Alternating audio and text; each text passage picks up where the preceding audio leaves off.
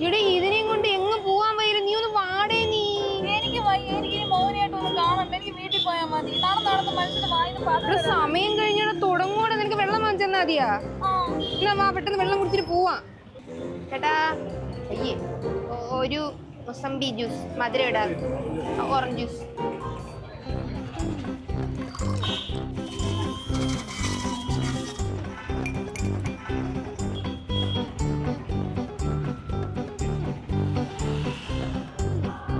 ഒന്ന് അനങ്ങി നടക്കുമോ? മോഹിനിയാട്ടം തുടങ്ങി പാട്ടൊക്കെ കേൾക്കുന്നു. മോഹിനിയാട്ടം സ്റ്റേജ് എവിടാന്നറിയാം? വഴി അറിയത്തില്ല. എനിക്കറിയത്തില്ല. ഞാൻ എവിടെയെങ്കിലും ചോദിച്ചു വെച്ചോളാം. ചോദിച്ചു വന്നിട്ടാണ്. എവിടായത്? ചേച്ചി വഴിയാണോ അറിയണ്ടേ? ചേച്ചി നേരെ പോയിട്ട് റൈറ്റ് എടുത്താൽ മതി. നേരെ പോയിട്ട് റൈറ്റ് എടുത്താൽ മതി. ആ അതെ, ഫസ്റ്റ് സ്റ്റേജ്. Okay, welcome. ആ പയ്യനുള്ളോണ്ട് രക്ഷപ്പെട്ട്. സ്റ്റേജെത്തി. എത്തിപ്പറ്റി അവസാനം.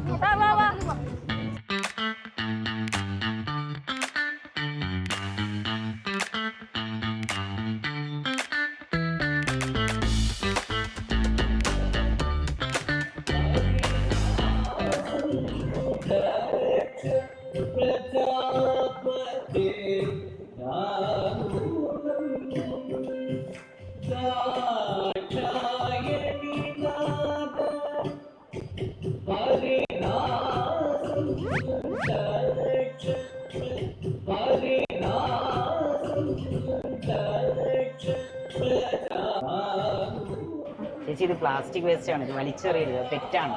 ഓ സോറിടാ. നമ്മുടെ കേരള ഗവൺമെന്റ് പ്രാവശ്യം ഹരിത കലോത്സവമാക്കാനാണ് പ്ലാൻ. അപ്പോൾ അതുകൊണ്ട് ഇവിടെ ഒന്നും വൃത്തികേടാക്കരുത്, ഇത് ഡസ്റ്റ്ബിന്നിൽ കൊണ്ടിടുക. ഓക്കെ ഞാൻ ഇട്ടേക്കാം. നാണോ ഇല്ലല്ലോടാ, നല്ല കാര്യം ഡസ്റ്റ്ബിന്നിലെ കിട്ടാ പോരെ.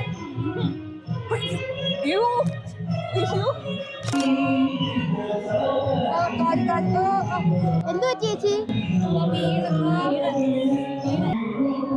സാരമില്ല, പോട്ടെ ചേച്ചി, ഞാൻ മരുന്ന് വെച്ച് തരാം.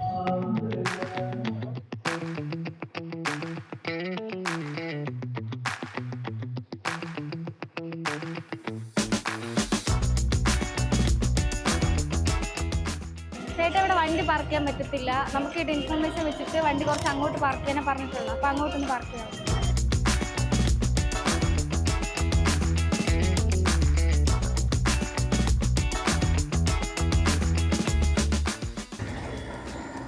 കൊള്ളാം. പിള്ളേര് കൊള്ളാം. എന്തൊരു ഹെൽപ്പിംഗ് മെന്റാലിറ്റി പറഞ്ഞിരിക്കുമല്ലേ. കലോത്സവം ഗംഭീരമാക്കാൻ വേണ്ടി സംഘാടകർക്കൊപ്പം തോളോട് തോൾ ചേർന്ന് പ്രവർത്തിക്കുകയാണ് നമ്മുടെ ഈ കുട്ടി വോളണ്ടിയേഴ്സ്. അതായത് എവിടെയെങ്കിലും ഒന്ന് വീണ്ടും മുറിഞ്ഞാൽ JRC, വഴി തെറ്റിയാൽ വഴികാട്ടാൻ NCC, NSS, SPC, അങ്ങനെ ഒരു വലിയ നിര വോളണ്ടിയേഴ്സാണ് നമ്മുടെ കലോത്സവ വേദികളിലുണ്ട്. അതുപോലെ അവരുടെ മെയിൻ മോട്ടോ എന്ന് പറയുന്നത് എന്താണ്? Discipline and unity.